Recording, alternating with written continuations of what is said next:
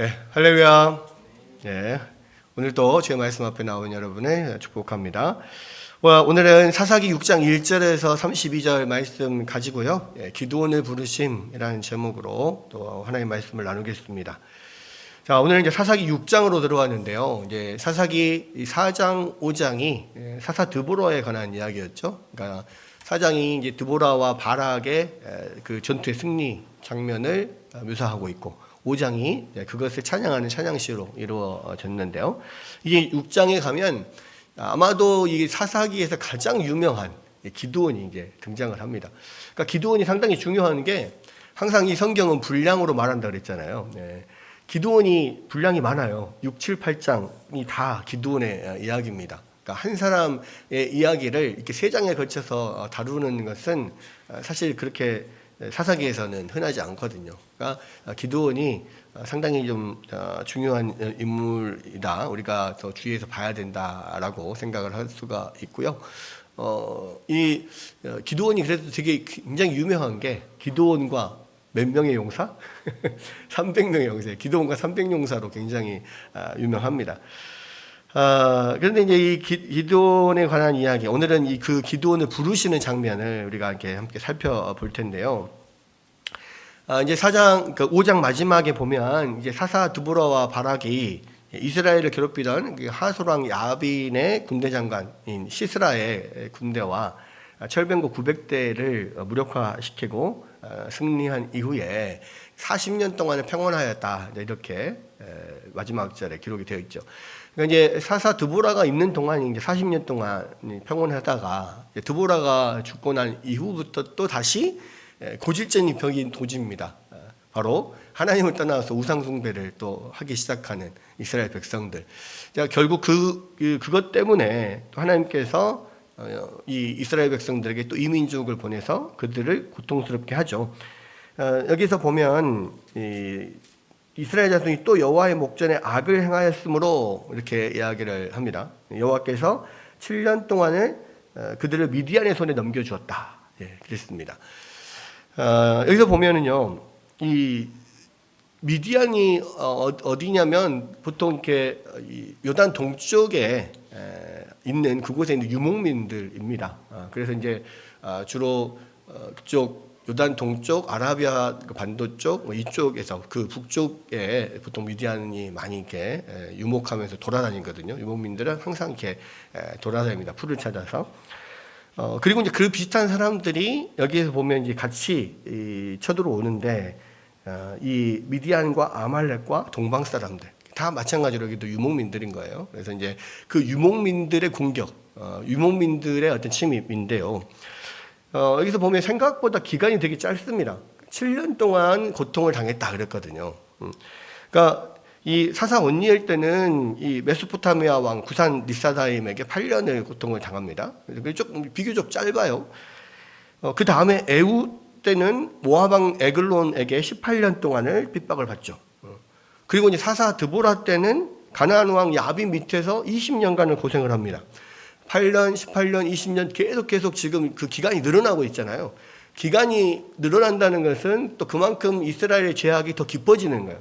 우상 숭배를 같은 패턴으로 계속 우상 숭배를 했다가 또 하나님의 채찍을 맞고 다시 회개하고 돌아서면 이 사사가 와서 다스리고, 또 사사가 죽으면 또 다시 우상 숭배하고 하는 게 같은 패턴이 계속 되지만, 그 패턴이 계속되면서 계속 더 상태는 나빠지는 거예요. 그래서 하향 나선 구조라고 하죠.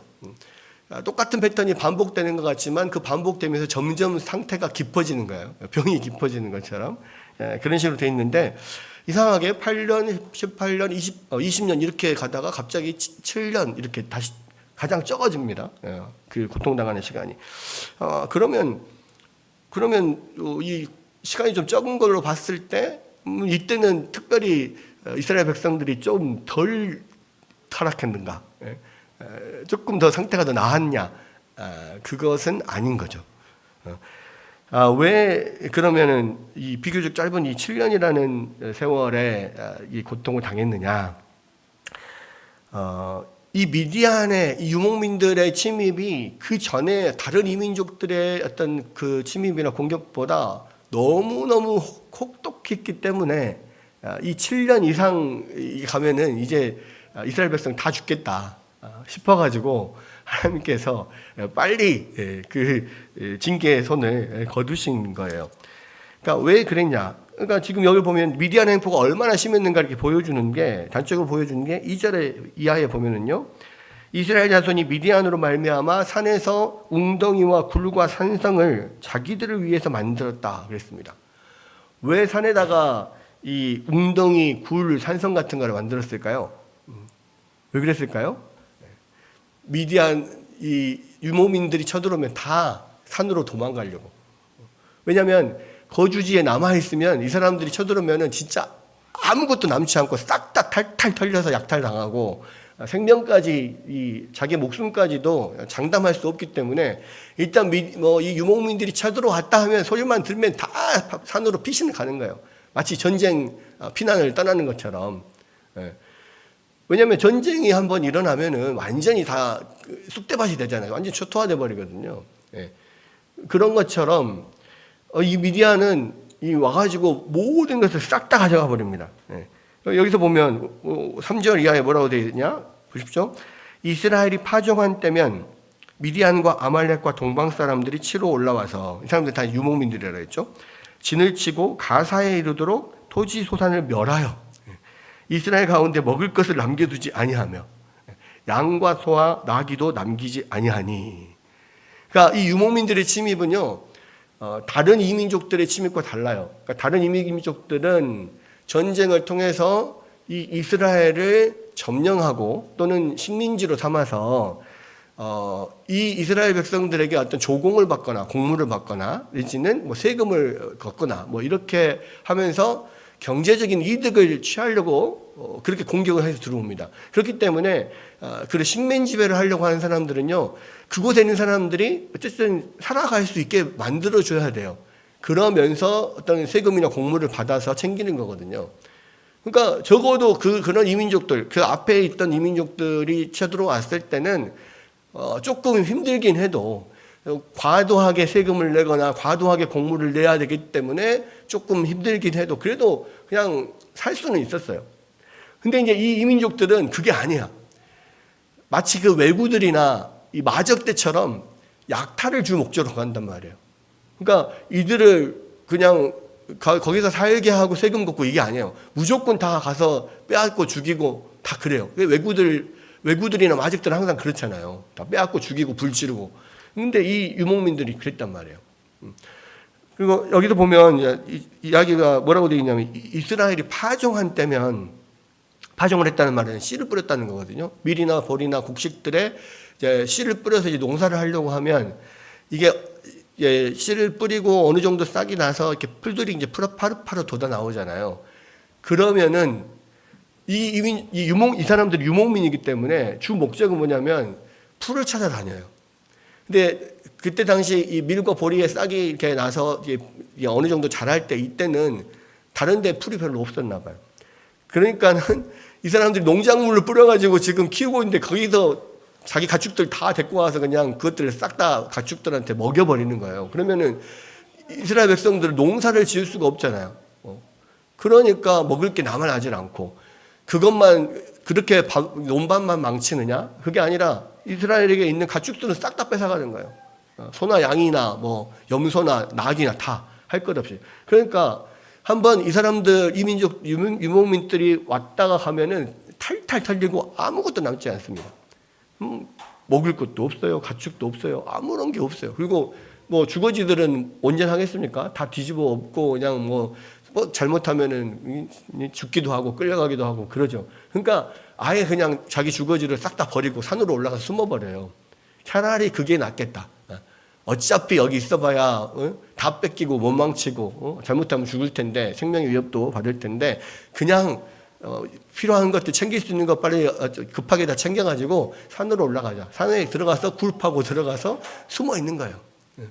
그러니까 그것을 7년을 하니까요, 마치 그 요셉 때 이 7년 대흉년 든 것처럼 먹을 게 하나도 없어지는 거죠. 왜? 다 털려가지고 아무것도 없지. 농사는 지을 수도 없지. 뭐 나름 사람들이 다른 이렇게 아무리 먹을 양식이 없어도 내년에 뿌릴 종자씨는 갖고 있거든요. 그럼 그 종자씨마저도 다 가져가 버려요. 그리고 종자씨를 뿌려놔도 풀만 났다 하면 싹 다 가축도 데리고 와서 먹어버리니까 7년 정도 7년 대환란, 7년의 흉년이 들고 나서는 이제는 다들 이제 살아서 사는 게 아니죠. 그러니까 그 요셉이 총리를 할 때 온 세계가 다 굶주려 죽게 된 게 뭐예요? 7년 흉년 때문이잖아요.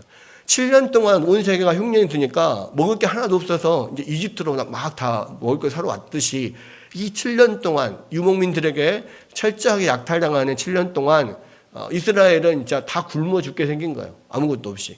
그러니까 이 7년 이상 지나가면은 이거는 이스라엘 망하게 완전히 멸망되게 생겼어요. 그러니까 하나님께서 급하게 빨리 그들을 구원하시기 위해 일을 시작하는 겁니다. 그리고 이들이 올라올 때 보면 그들의 짐승과 장막을 가지고 올라와서 메뚜기 떼같이 많이 들어오니 사람과 낙타가 무수함이라. 엄청나게 많은 숫자가 막 한꺼번에 와버려요. 뭐 마적대나 도적대 뭐 몇십 명 들어와도 온 마을이 다 초토화되잖아요. 근데 이 사람들은 몇십 명 수준이 아니에요. 나중에 기드온이 300용사를 데리고 이 유목민들 그러니까 유목민들과 싸우는데 그때 숫자가 유목민들이 몇 명인지 아십니까? 기드온 300명 용사, 300용사를 데리고 싸운 게 13만 5천 명이에요. 13만 5천 명이 다 가축대를, 그것도 엄청나게 많은 가축대를 데리고 이스라엘 골짜기에 들어와가지고 거기서 진치고 있어요. 밤에 거기에 있는 그 13만 5천 명이 모여있는 곳에 기드온이 가가지고 막 이렇게 교란 작전을 하면서 얘들이 서로 자중진을 일어나게 해서 막 이기잖아요. 그러니까 한 번 오면 막 10만 명이 넘게 와버려요. 뭐 이거 완전 뭐 무슨 메뚜기 떼가 쓸고 지나가는 거 똑같이 되는 거죠. 그러니까 이런 상황에서는 더 이상 버틸 수가 없어요. 그러니까 하나님께서 이 구원의 손길을 내미시는 것은 사실은 이스라엘 백성들이 철저하게 회개하고 어느 정도 이제 회개가 잘 되고 하나님 앞에 다시 마음이 돌아왔다 싶으면 사실 구원의 손길을 내미는 건데 이때는 그럴 때까지 기다릴 수가 없어요. 안 그러면 이스라엘 다 죽게 생겼거든. 하나님께서 그러니까 먼저 손을 사실은 내미는 겁니다. 그리고 7년 만에 지금 이스라엘 백성들이 알고 이제 더 이상 안 되겠습니다. 울고 불고 이제 막 부르짖고 난리가 난 거죠. 그러니까 7절에 보면 이스라엘 자손이 미디안으로 말미암아서 여호와께 부르짖었으므로 이렇게 나옵니다. 7년 만에 하나님 앞에 이제 항복한 거예요. 그런 이 상황에서 그 전까지는 이스라엘 백성들이 그렇게 하나님 앞에 부르짖으면 하나님께서 바로 사사를 세워가지고 이스라엘 백성들 구원 작전을 시작을 하시는데 이때부터는 이 기드온 때는 바로 기드온을 세우지 않아요. 먼저 한 선지자를 보내서 이스라엘 백성들에게 말씀하십니다. 왜 그랬을까?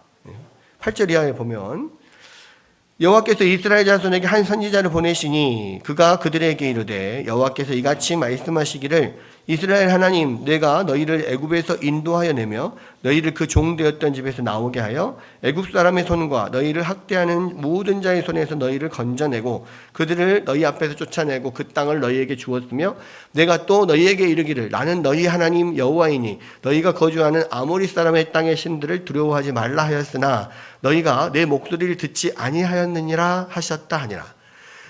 자, 이 한 선지자를 보내서 말씀하신 내용이 뭡니까? 왜 그들이 지금 이 고생을 하고 있는지를 설명하시는 거예요. 그 이유를 설명해 주는 겁니다. 그러니까 이유가 뭐예요?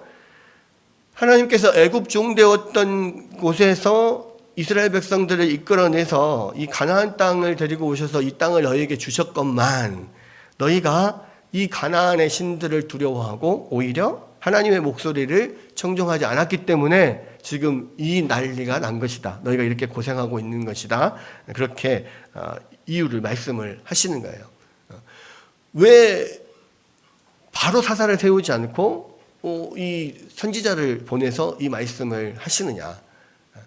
아까 이야기한 것처럼 충분히 이들이 고난을 통하여서 충분히 깨닫지 못한 거예요. 지금 왜 하나님께서 우리에게 이런 고난을 주시는가?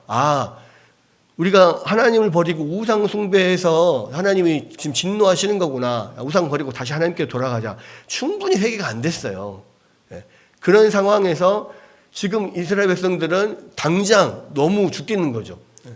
이 유목민들의 횡포에 이제 더 이상 살 수가 없을 것 같아. 그러니까 제발 살려주십시오.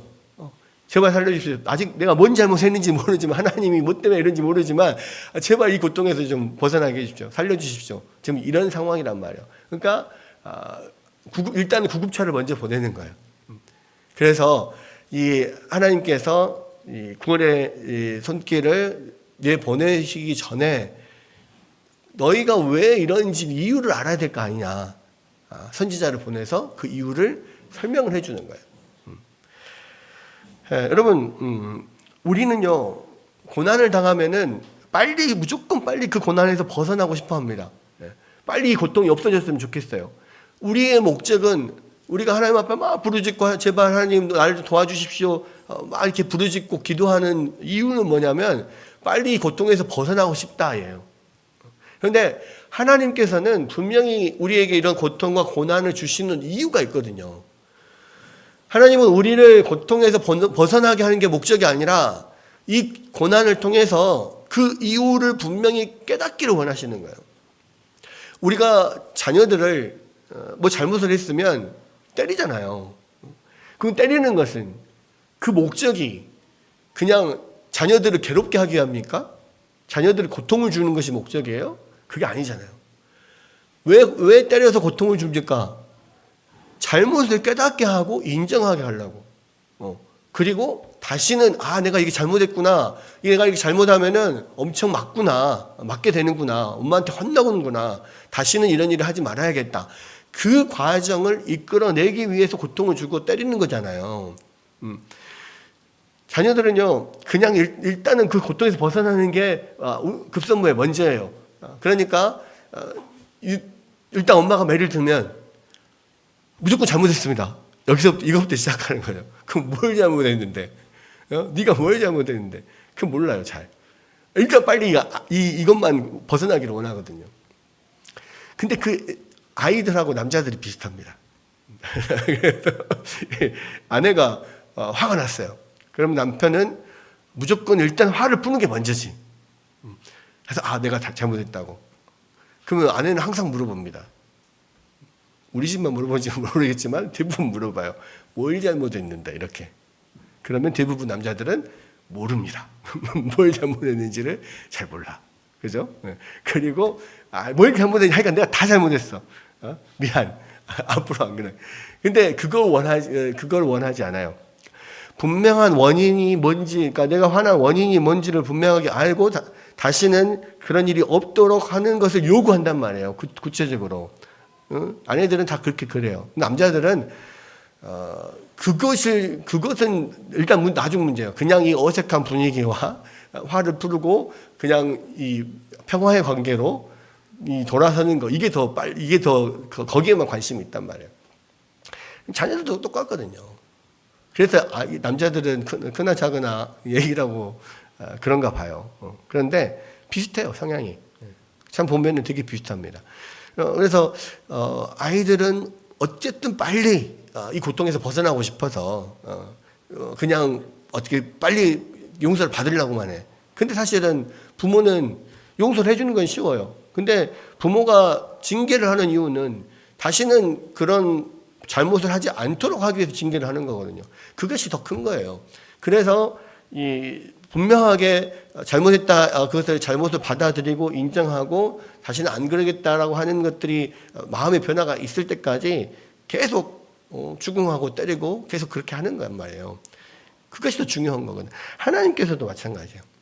우리 가운데 어떠한 고난을 주시고 고통을 주실 때 하나님은 그 원인이 뭔가를 깨닫기를 원하시는 거예요. 그리고 다시는 하나님 앞에 그런 범죄를 저지르지 않기를 원하시는 거죠. 여러분, 우리가 병을 치료할 때도 마찬가지입니다. 이 병원에서 뭔가 병을 치료할 때 그냥 겉으로 드러나는 증상만 치료해서는 완전한 치료를 할 수가 없어요. 그렇게 치료를 하면 겉으로 증상은 없어져 보이지만 근본 원인은 치료를 안 했기 때문에 거의 100% 다시 재발합니다. 그러니까 중요한 거는 당장 드러나는 증상을 잡는 것보다 이게 이 병의 원인이 뭔가를 철저하게 분석하고 진찰을 해서 그 원인을 밝혀내고 거기에 맞는 약을 쓰고 치료법을 써야지만 완전히 치료가 되는 거잖아요. 그거하고 똑같아요.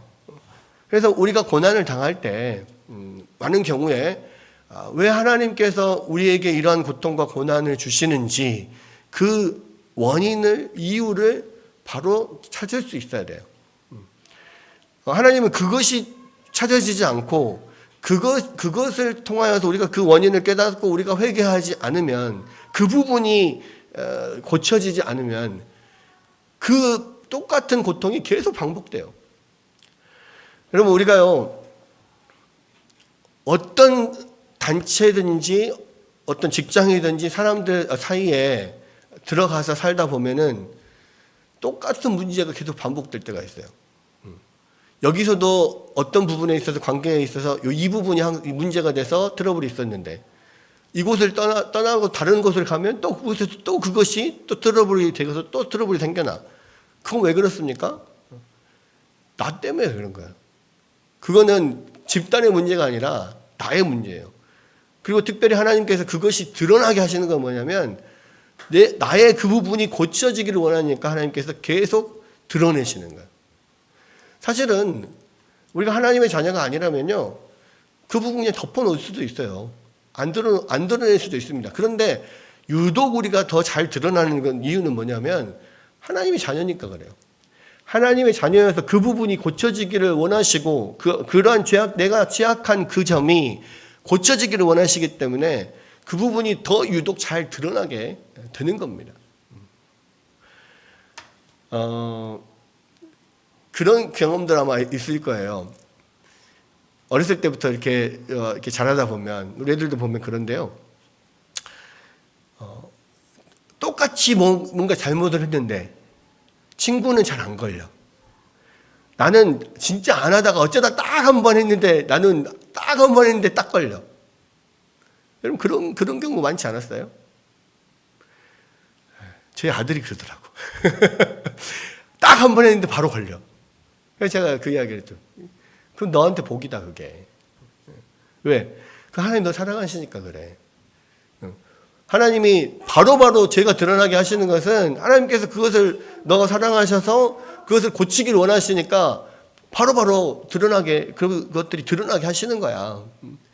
그가요, 우리 크리스찬들은요, 좀 잘못해도 훨씬 크게 일이 터지고 크게 문제가 생겨요. 근데 그게 하나님 앞에 복이라고.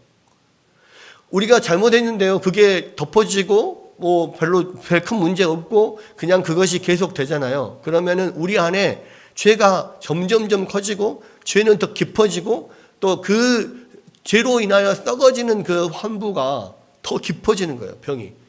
그럼 나중에는 그것을 뽑으려면요, 정말 피눈물을 흘리고 피고름을 짜야지 그게 고쳐져요.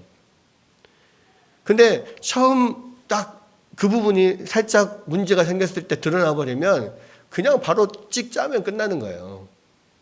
수술까지 안 해도 된다고. 그러니까 그것이 훨씬 우리에게는 하나님의 복이에요. 내가 좀만 잘못해도, 좀만 죄를 저질러도 하나님께서 금방금방 드러나게 하고 걸리게 하고 발각되게 하는 거, 하나님이 우리를 사랑하는 증거입니다. 근데 분명한 것은요, 하나님께서 이렇게 고통을 당하고 이런 우리의 죄로 인하여서 어떤 고난을 받을 때, 징계를 받을 때 하나님께서는 그 원인을 분명하게 깨닫기를 원하신다는 말이에요. 그래서 그런 가운데, 우리가 어떤 고난 가운데 있는데 아무리 기도해도 이것이 해결되지 않는다. 그러면 우리 자신을 돌아봐야 돼요.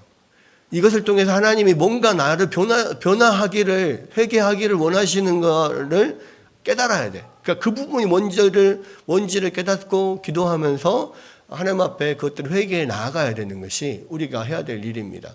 그리고 우리가 그렇게 계속 기도하면서 하나님의 뜻이 무엇인지를 우리가 물으면서 기도하면서 그것들을 발견할 필요가 있고, 또 한 가지는 우리가 그것들을 의문을 계속 가지면서 하나님의 뜻이 무엇일까를 계속 말씀을 통해서 찾아가는 게 필요해요. 하나님은 기도를 통해서도 말씀하시지만 많은 경우에 성경 말씀을 통해서 우리 가운데 알아듣도록 이렇게 말씀하시는 경우가 많거든요. 그래서 내가 뭔 또 문제가 있는데 안 풀릴 때, 내가 나의 잘못이 무엇인지 잘 모를 때 기도하는 마음으로 기도하면서 성경을 읽고 설교를 듣고 그것들을 찾아내는 것, 이것이 굉장히 중요하다는 겁니다. 그러니까 지금 이 선지자를 보내서 말씀해 주시는 거예요. 이게 문제라고 말씀을 해 주시는 거고, 마찬가지 지금은 하나님께서 우리에게 선지자를 보내지는 않으십니다. 다만 말씀을 보내시죠. 성경을 통해서 깨닫게 하시죠.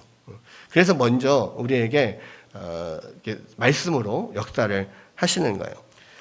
그렇게 먼저 이제 선지자를 통하여서 우리의 잘못이 뭔지, 이스라엘 잘못이 뭔지를 분명하게 말씀해 주신 이후에 그 다음에 이제 사사를 세워서 구원의 손길을 보내시는데, 여기서 보면 이 상황을 구원할 사사가 누굽니까?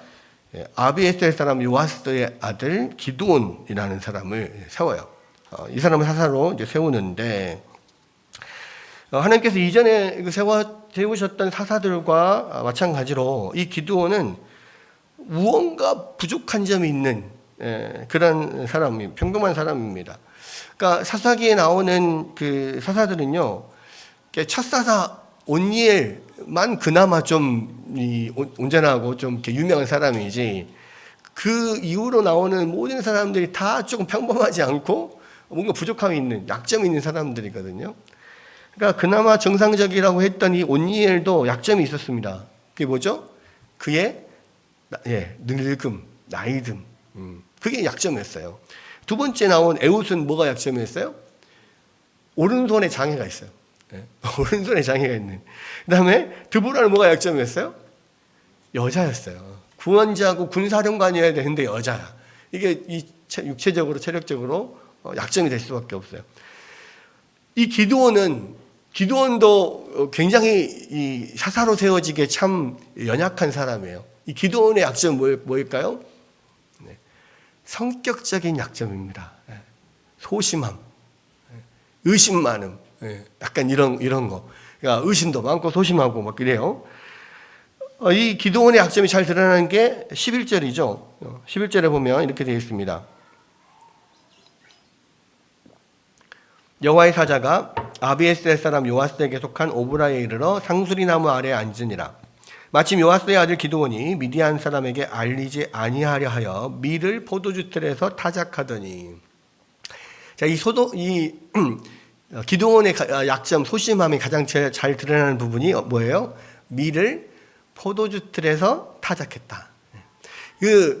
원래 밀은 그냥 이렇게 맨 바닥에다가 이렇게 곡식들을, 낯가리들을 놓고 타작기로 이렇게 훑어서 이렇게 하거나 두드려서 도리깨 같은 걸로 두드려서 타작하거나 하잖아요. 곡식들은 그 보통 이렇게 평평한 땅에서 마당 같은데, 그래서 타작 마당 보통 이야기하잖아요. 그런 데서 타작을 한단 말이에요. 근데 기드온은 포도주 틀 안에서 타작을 했어요.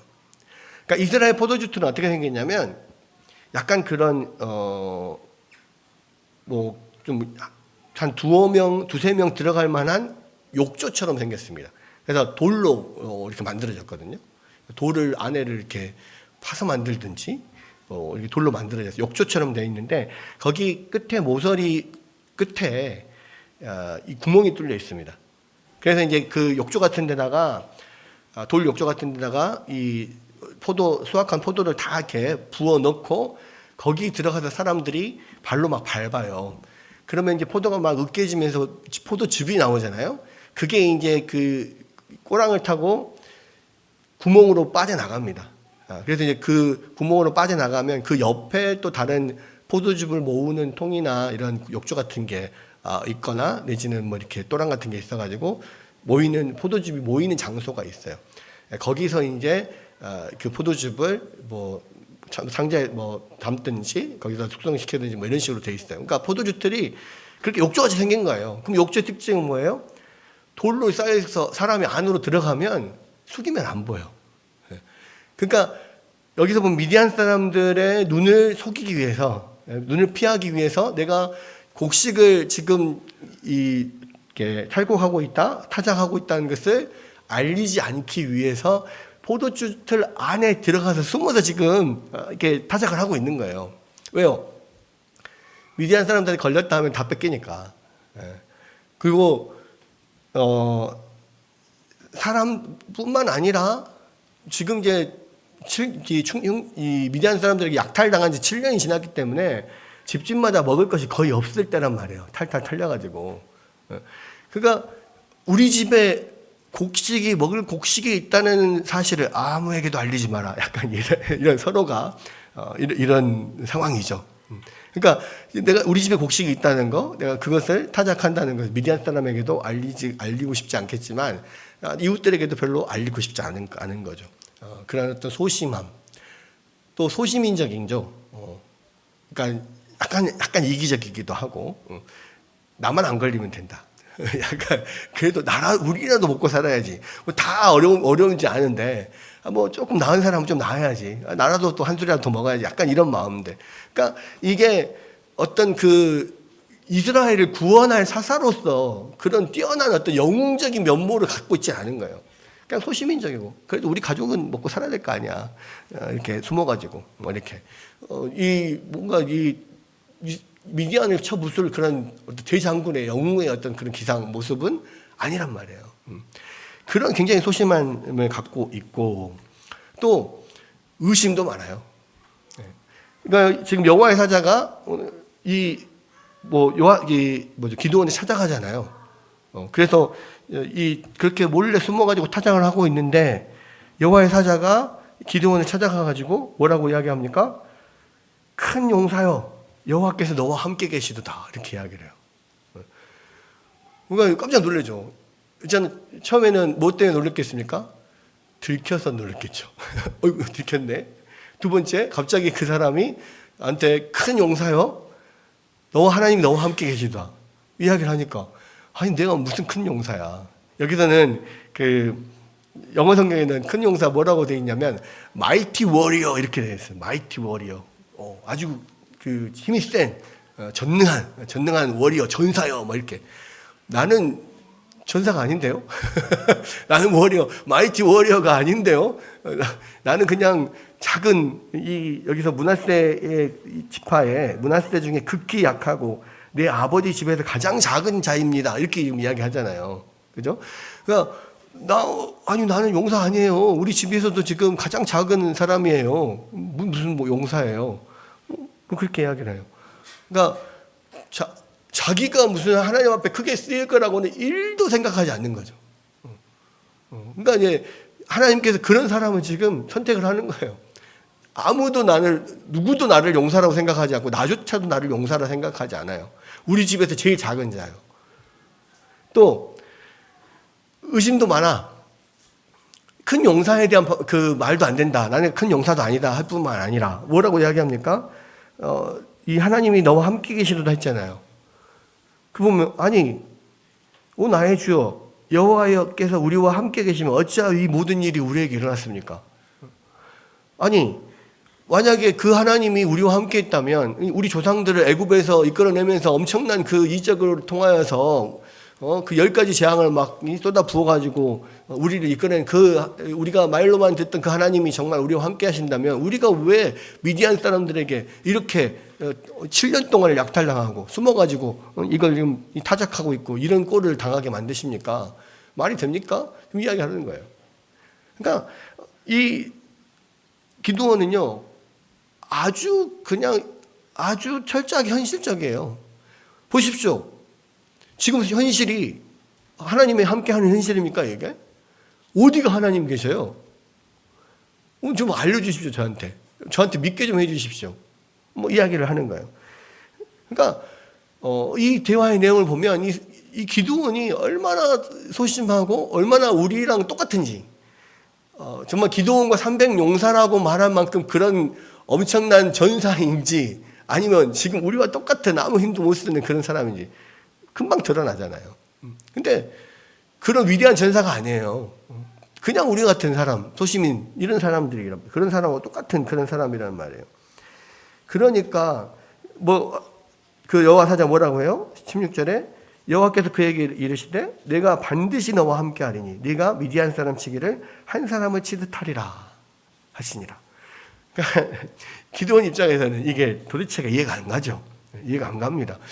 그러면은 진짜로 계속 두 번, 세 번 나랑 함께 하신다 하고 네가 미디안을 한 사람 치듯 막 이길 거라고 말씀하시는데 그럼 증거를 보여주십시오.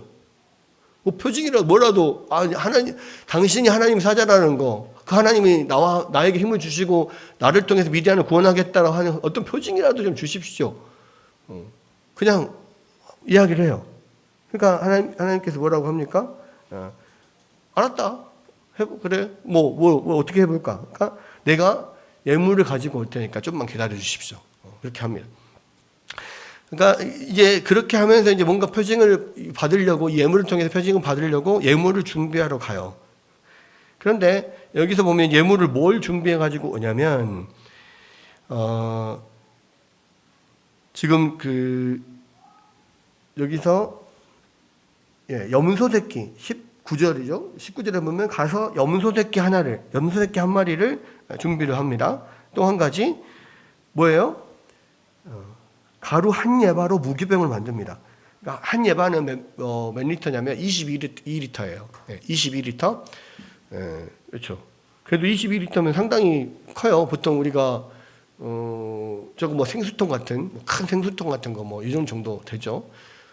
22리터 정도의 밀가루면은 상당히 많은 양입니다. 그걸로 만약에 반죽을 해서 무교병을 만들면 적어도 한 1-20명을 먹을 수 있을 만큼의 양이 나올 거예요.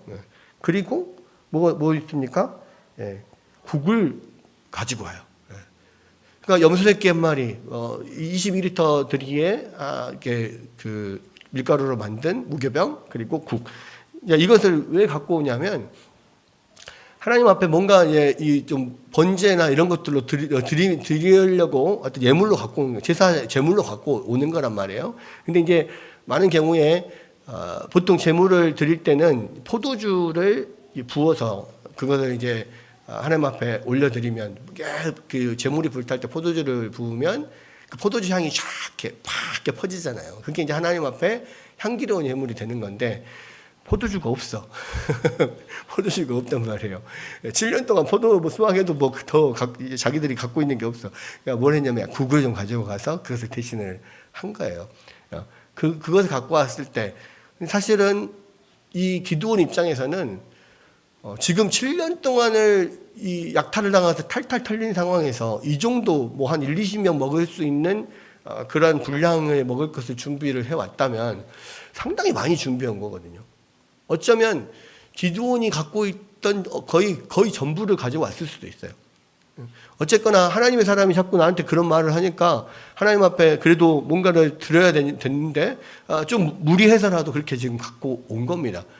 그랬을 때 하나님께서 이 예물을 바위에 올려놓고 국을 다 부어라. 그리고 이 막대를 손끝으로 막대를 딱 대니까 거기에 불이 팍 붙어서 순식간에 타버리죠. 거기다 막 국을 부어가지고 축축하게 젖은 재물인데도 그 엄청난 불이 그냥 순식간에 태워서 하늘로 올라가고 여호와 사자도 보이지 않는 것을 보고 이 기드온은 정말 여호와께서 임하셨구나. 왜? 우리가 아는 조상들의 하나님은 불로 임하신 하나님이잖아요. 시내산에서도 불꽃처럼 임하셨던 하나님이시고 많은 경우에 불로 임하셨던 하나님인데 아브라함과 그 언약을 맺을 때도 불로 그 제물을 태웠던 그 하나님이잖아요. 그러니까 바로 이 기드온이 갖고 왔던 제물을 불로 태운 것은 내가 바로 그 아브라함의 하나님이고 내가 바로 그 모세의 하나님이다. 이거를 보여주시는 거예요. 그러니까 이제 그때 깜짝 놀라서 기드온이 엎드려서 아이고 나야 하나님 나 죽게 됐습니다. 왜? 성경에서 하나님을 본 사람들 다 죽는다고 이야기했잖아요. 그러니까 나도 죽게 됐습니다라고 하니까 하나님께서 뭐라고 합니까? 아니 죽지 않을 거야. 하나님께서 평화를 죽지 않을 거라고 약속을 하셨죠. 그리고 실제로 기드온이 그 약속대로 죽지 않습니다. 그래서 자기가 제단을 쌓은 그곳을 여호와 샬롬, 여호와께서 샬롬을 우리 가운데 주셨다. 평화를 주셨다. 하나님을 만나고 죽지 않았다. 그러한 의미로 여호와 샬롬이라는 말을 이렇게 붙이죠. 그러면서 하나님이 정말 하나님이 나와 함께 하신다는 것을 하나님이 그분이 하나님이라는 것을 지금 증명하신 거잖아요. 아브라함의 하나님, 이삭의 하나님, 야곱의 하나님, 그 모세의 하나님이라는 그 증명하셨으니까 그렇다면 그 하나님이 말씀하신 것은 나한테 그럼 이루어지겠구나라는 것을 생각을 하고 이제 나아가게 되는 거죠.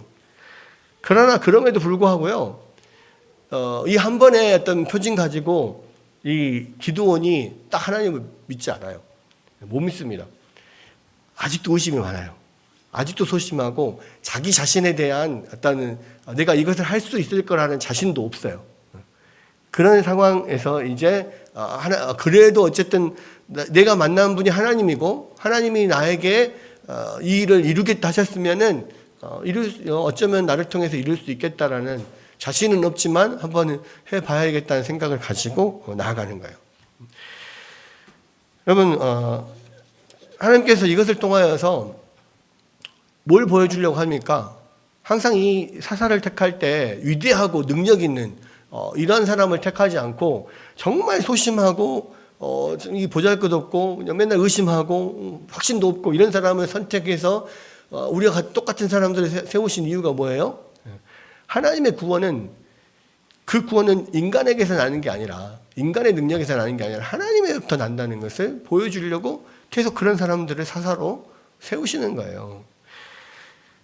여러분, 똑같은 나무 배추도요, 우리가 휘두르면은 맨날 이 삼진만 먹고 안타도 못 때리고 맨날 그렇습니다. 근데 똑같은 나무 배추를 요즘에 메이저 리그에서 엄청난 그 홈런을 뽑아내고 있는 뉴욕 양키스의 에런 저지 이런 사람들, 수십 개 그런 사람들은 그냥 수십 개로 그 홈런을 때려내잖아요.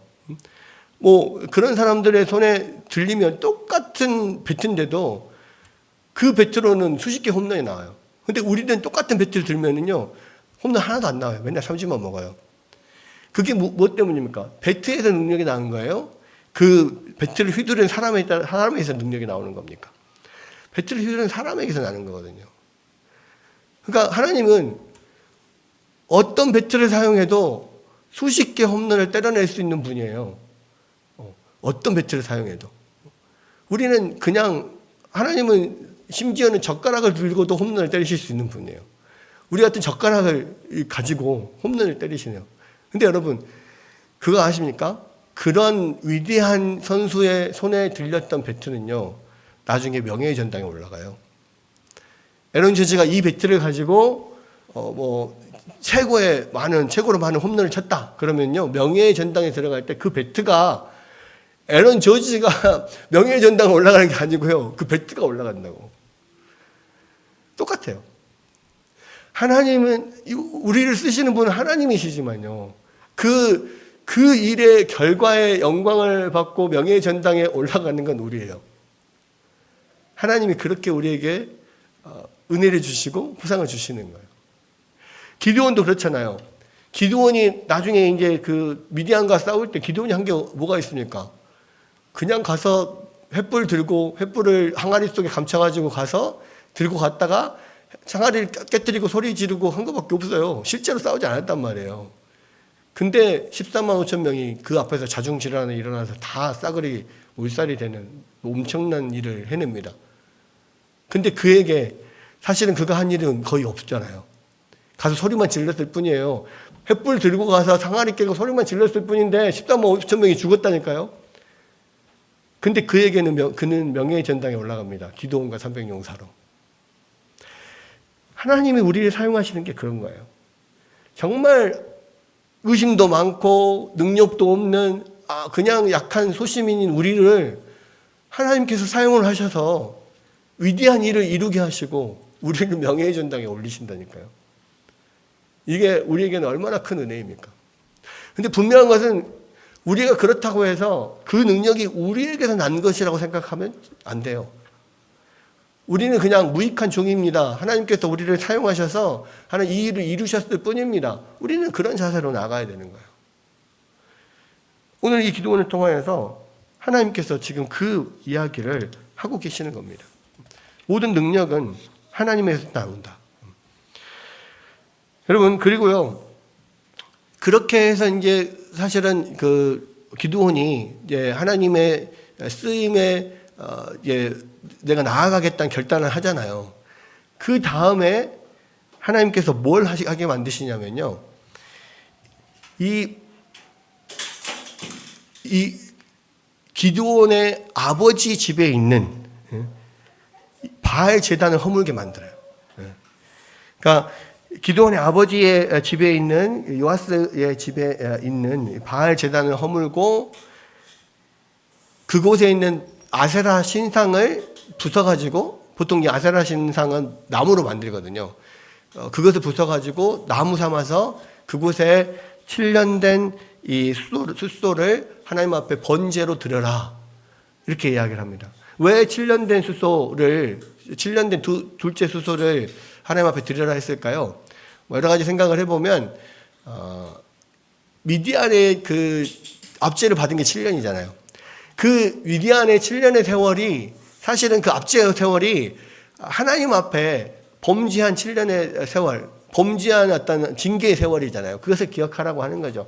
그래서 하나님 앞에 그 모든 그 악행들, 하나님 앞에 그 바알과 아세라를 섬겼던 그 모든 악한 것들을 다 때려 부숴가지고 그 7년을 하나님 앞에 올려드려라는 거예요, 번제로.